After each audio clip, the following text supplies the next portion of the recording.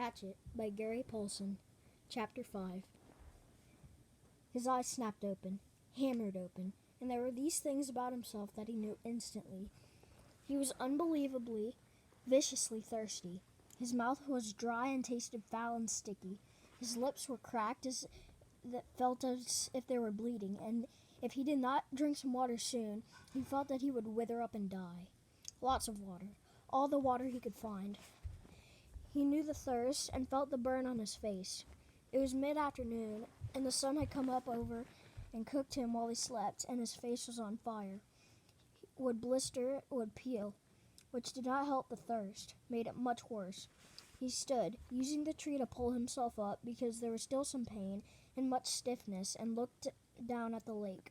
It was water, but he did not know if he could drink it. Nobody had ever told him if he could drink lakes. There was also the thought of the pilot, down in the blue with the plane, strapped in, the body. Awful, he thought. But the lake was blue, wet looking, and his mouth and throat ragged with the thirst, and he did not know where there might be another form of water he could drink. Besides, he had probably swallowed a ton of it while he was swimming out of the plane and getting to the shore. In the movies, they always showed the hero finding a clear spring with pure sweet water to drink, but in the movies they didn't have plane wrecks and swollen foreheads and aching bodies and thirst that tore at the hero until he couldn't think. Brian took small steps down to the bank to look at the lake. Along the edge there were thick grasses and the water looked a little murky, but there were small things swimming in the water, small bugs, but there was a log extending 20 feet into the water of the lake, a beaver dropped from some time before, with old limbs sticking up, almost like handles. He balanced the log, holding himself with the limbs, and teetered out the pass with weeds and murky water. When he was out where the water was clear and he could see no bugs swimming, he kneeled on the log and to drink. A sip, he thought, still worrying about the lake water. I'll just take a sip. But when he brought a cupped hand to his mouth and felt the cold lake water trickle past his cracked lips and over his tongue, he could not stop. He had never, not even on long bike trips in the hot summer, been this thirsty. It was as if the water were more than water, as if the water had become all of life, and he could not stop.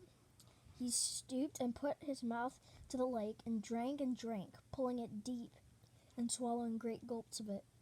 He drank until his stomach was swollen. He nearly fell off the log with it. When he rose and tripped his way back to the bank, where he was immediately sick and threw up most of the water. But his thirst was gone, and the water seemed to reduce the pain in his head as well, although the sunburn still cooked his face. So, he almost jumped with the word, spoken aloud. It seemed so out of place. The sound. He tried again. So, here I am. And there it is, he thought. For the first time since the crash, his mind started to work. His brain triggered, and he began to think. Where am I? Where's that? Where am I? He pulled himself once more up the bank to the tall tree without branches and sat again with his back against the rough bark. It was hot now, but the sun was high and to his rear, and he sat in the shade of the tree in relative comfort. There were things to sort out. Here I am, and that is nowhere. With his mind opened and thoughts happening, it all tried to come in with a rush. All of what happened occurred, and he could not take it. The whole thing turned into a confused jumble that made no sense. So he fought it out and tried to take one thing at a time. He had been flying north to visit his father for a couple of months in the summer, and the pilot had a heart attack and died. And the plane had crashed somewhere in the Canadian North Wilderness, but he did not know how far they had flown or in what direction or where he was. Slow down, he thought. Slow down more. My name is Brian Robeson, and I am 13 years old, and I am alone in the north woods of Canada. All right, he thought. That's simple enough. I was flying to visit my father, and the plane crashed and sank in a lake. There, keep it that way. Short thoughts. I do not know where I am. Which doesn't mean much. More to the point, they do not know where I am. They meaning anybody who might want to be looking for me. The searchers. They would look for him, look for the plane. His father and mother would be frantic. They would tear the world apart to find him. Brian had seen searches on the news, seen movies about lost planes. When a plane went down, they mounted and extensive searches, and always they found the plane within a day or two. Pilots all filed the plane flights and detailed plan for where and when they were going to fly. With all the course explained, they would come and look for him. The searchers would get government plans and cover both sides of the flight plan filed by the pilot and search until they found him. Maybe even today. They might come today. This was the second day after the crash. No, Brian frowned. Was it the first day or the second day? They had gone down in the afternoon, and he had spent the whole night out cold. So this was the first real day. But they could still come today. They would have started the search immediately when Brian's plane did not arrive. Yeah, they would probably come today. Probably come here in amphibious planes, small bush planes with floats, and could land right here on the lake and pick him up and take him home. Which home? The father home or the mother home? He stopped thinking. It didn't matter. Either on to his dad or back to his mother. Either way, he would probably be home by late night or early morning. Home where he could sit down and eat a large, cheesy, juicy burger with tomatoes and double fries with ketchup and a thick chocolate shake. And then came the hunger. Brian rubbed his stomach. The hunger had been there, but something else. Fear of pain had held it down. Now, with the thought of the burger, the emptiness roared at him. He could not believe the hunger. He had never felt it this way.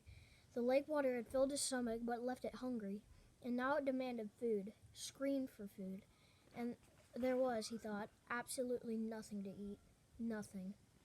What did they do in the movies when they got stranded like this? Oh yes, the hero usually found some kind of plant that he knew was good to eat, and that just took care of it. Just ate the plant until he was full, or used some kind of cute trap to catch an animal and cook it over a slick little fire, and pretty soon he had a full 8-course meal. The trouble, Brian thought, looking around, was that all he could see was grass and brush.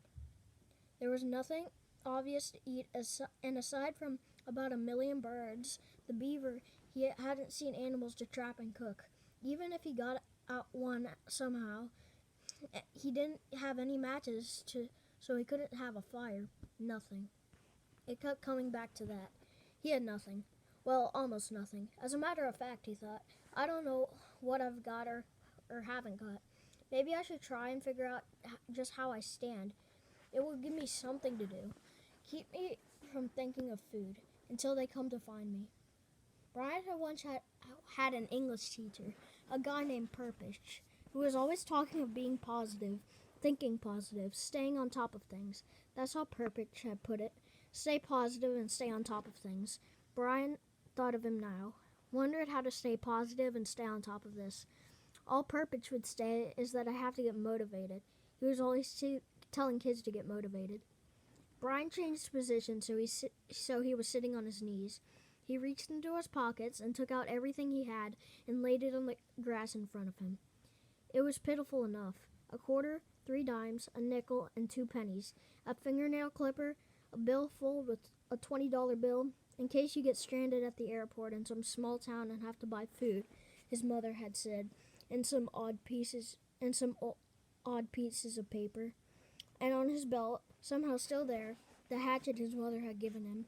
He had forgotten it and now reached around and took it out and put it in the grass. There was a touch of rust already forming on the cutting edge of the blade as he rubbed it off with his thumbs. That was it. He frowned. No, wait. If he was going to play the game, he might as well play it right. Purpich would tell him to quit messing around. Get motivated. Look at all of it, Robeson. He had on a pair of good tennis shoes, now almost dry, and socks and jeans and underwear, and a thin leather belt, and a t-shirt with a windbreaker so torn it hung on him in tatters, and a watch.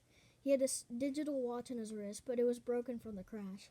The little screen blank, and he took it off and almost threw it away, but stopped the hand motion and lay there on the watch on the grass with the rest of it. There. That was it. No, wait, one other thing. Those were all the things he had, but he also had himself. Purpose used to drum that into them. You are the most valuable asset. Don't forget that. You are the best thing you have. Brian looked around again. I wish you were here, Purpose. I'm hungry and I'd trade everything to have a hamburger. I'm hungry, he said it out loud, in normal tones at first, then louder and louder until he was yelling it.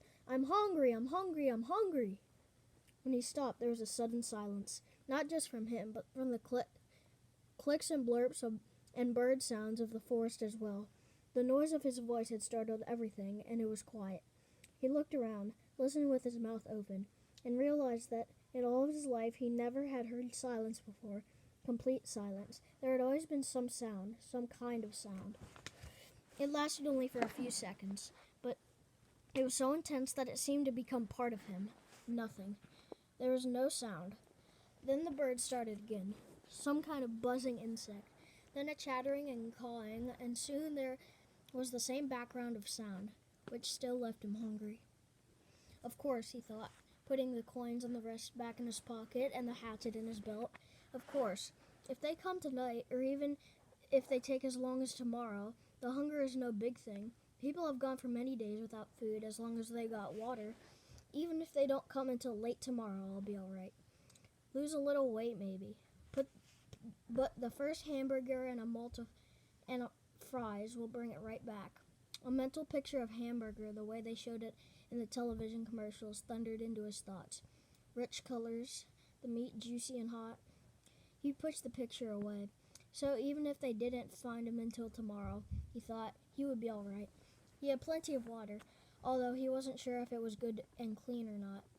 He sat by a tree, his back against it. There was a thing bothering him. He wasn't quite sure what it was, but it kept chewing at the edge of his thoughts. Something about the plane and the pilot that would change things. Ah, there it was. The moment when the pilot had his heart attack and his right foot jerked down on the rudder pedal, and the plane had slewed sideways. What did that mean? Why did that keep coming into his thinking and that way, nudging and pushing? It means, a voice in his thoughts said, that when they might not be coming for you tonight or even tomorrow. When the pilot pushed the rudder pedal, the plane had jerked to the side, and it assumed a new course. Brian could not remember how much it pulled around, but it couldn't have had to be much after that, with the pilot dead. Brian had flown for an hour after hour on the new course. Well away from the flight plan, the pilot had flied many hours at maybe 160 miles per hour. Even if it was only a little off course, with that speed and time, Brian might now be sitting several hundred miles off to the side of the recorded flight plan, and they would probably search most heavily at the first along the flight plan course. They might go out to the side a little, but he could easily be 300-400 miles to the side. He could not think of how far he might have flown wrong, because he didn't know the original course, and didn't know how much they had pulled sideways. Quite a bit. That's how he remembered it. Quite a jerk to the side. It pulled his head over sharply when the plane swung around. They might not find him for 2 or 3 days. He felt his heartbeat increase as the fear started. The thought was there, but he fought it down for a time, pushed it away, then it exploded out. They might not find him for a long time. And then the next thought was there as well, that they might never find him. But that was panic, and he fought it down and tried to stay positive. They searched hard when a plane went down. They used many men and planes, and they would go to the side. They would know he was off from the flight path, and he had talked to the man on the radio. They would somehow know. It would be all right. They would soon find him. Maybe not tomorrow, but soon. They would find him soon. Gradually, like sloshing oil in his thoughts, settled back, and the panic was gone. They didn't come for 2 days. No, they say they didn't come for 3 days, even push that to 4 days. He could live with that. He would have to live with that. He didn't want to think of them taking longer, but say 4 days. He had to do something. He couldn't just sit at the bottom of the tree and stare at the lake for 4 days and nights. He was deep in the woods and didn't have any matches, couldn't make a fire. There were things in the woods. There were wolves, he thought, and bears, other things. In the dark, he would be in the open here, just sitting at the bottom of a tree. He looked around suddenly, felt the hair on the back of his neck go up. Things might be looking at him right now, waiting for him, waiting for dark so they could move and take him. He fingered the hatchet at his belt. It was the only weapon he had, but it was something. He had to have some kind of shelter. No, make that more. He had to have some kind of shelter that he could have something to eat. He pulled himself to his feet and jerked the back of his shirt down before the mosquitoes could get at it. He had to do something to help himself. I have to get motivated, he thought, remembering Purpose. Right now I'm all I've got. I have to do something.